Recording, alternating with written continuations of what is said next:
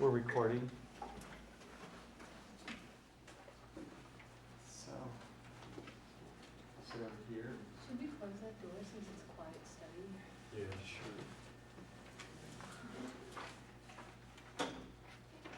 People will find it. All right, so I'm just going to introduce everyone, and then we'll begin.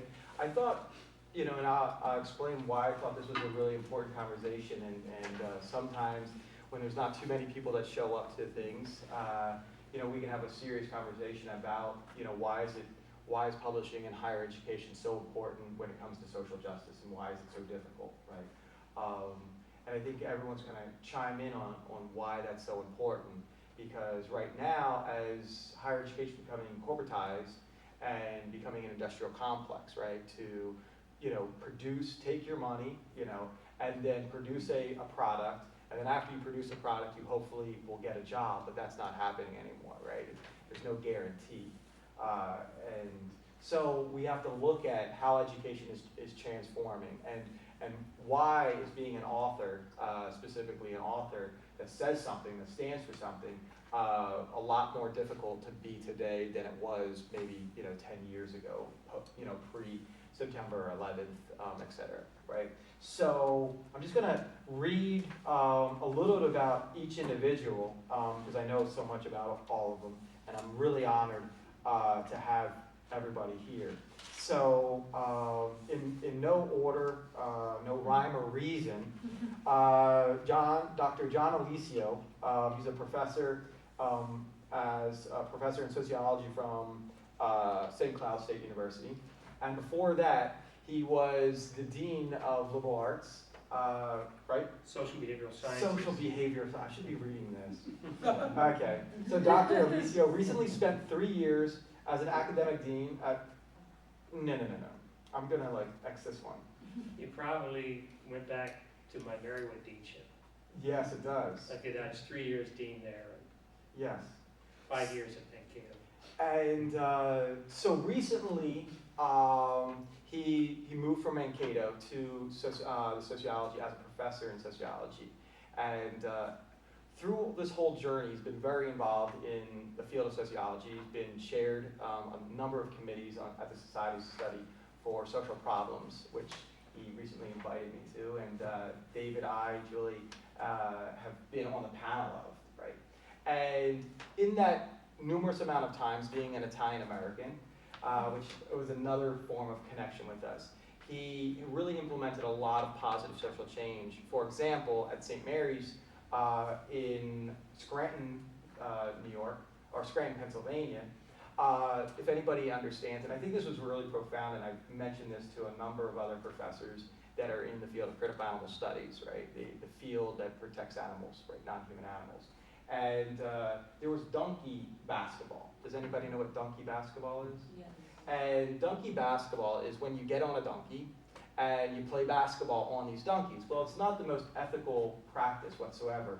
And, John with his very, non-threatening approach, just try to create that positive change, and he did. And he's done that kind of change at many other universities that he's been at, right?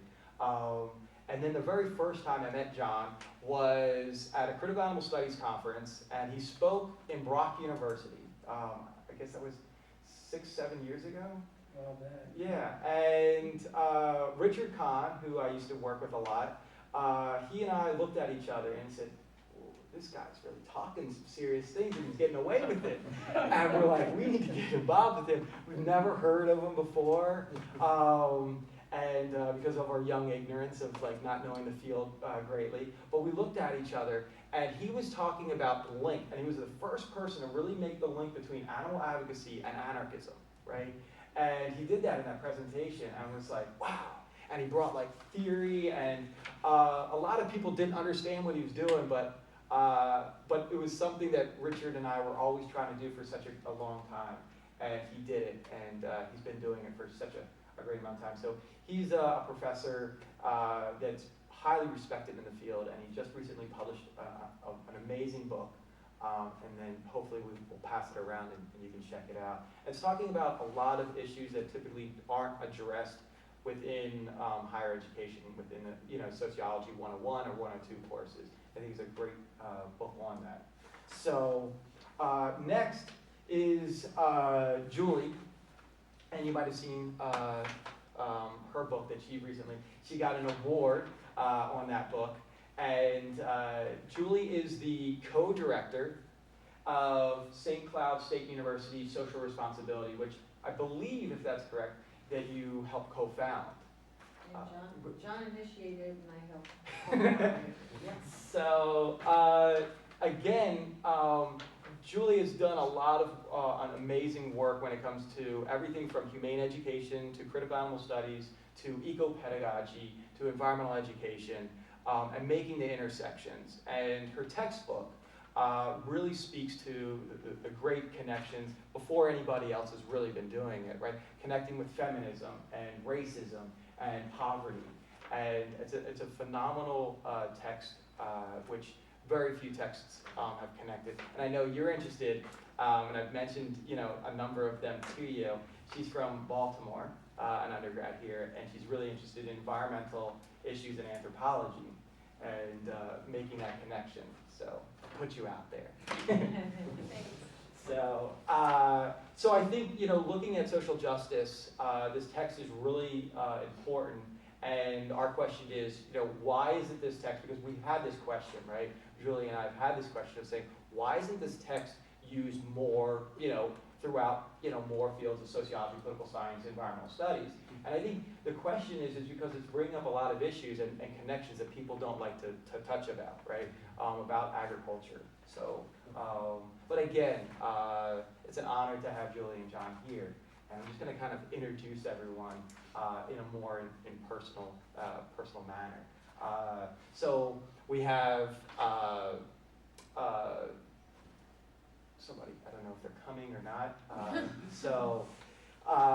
Walter Enlow, and he's been with Hamline University for a good amount of time and really shaping. Hey, Steph.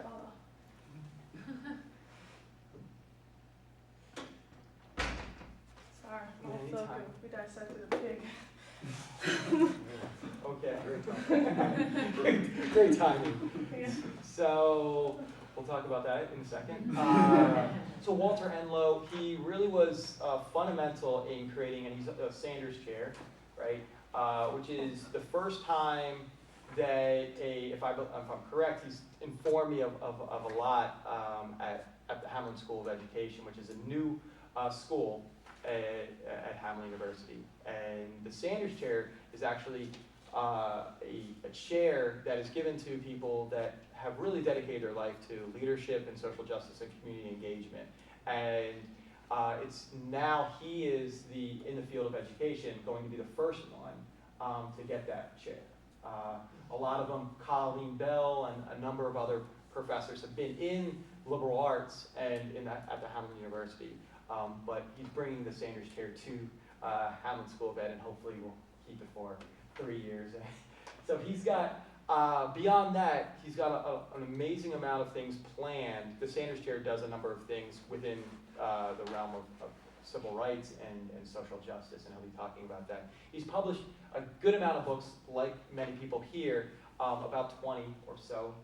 And then he just recently published a book, and I think that's what's really talking. So many people publish these academic books, right? And you as a freshman start reading it, you can't read it. And one of his latest books that he's working with, the Avalon School, right? It's a charter school, and it's focused on not having a principal, and everybody has the ability to veto and make positive change and conflict resolution within the school. And he had a lot to do with creating that school, which is in St. Paul, right down the street, right on University Ave. And he took me to the new school recently, and it's a really cool, hip school. And a lot of his work, because he was raised in Japan, has a lot to do with the bombing of that area. And so he's really dedicated his whole life to the Crane Project. And so if you know any cranes and the peace, a lot of the Peace Project and the mayor's signing of the peace accord and things of that, he's